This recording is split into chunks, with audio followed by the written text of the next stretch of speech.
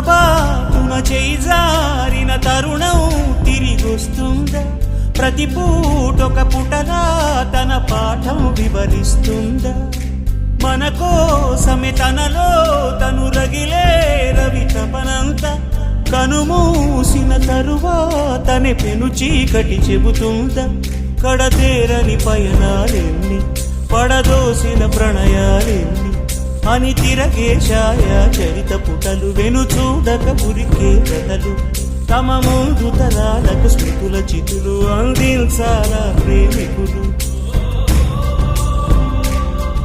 ఇది కాదే విధిరాత, అనుకోదేం ఎదురీత.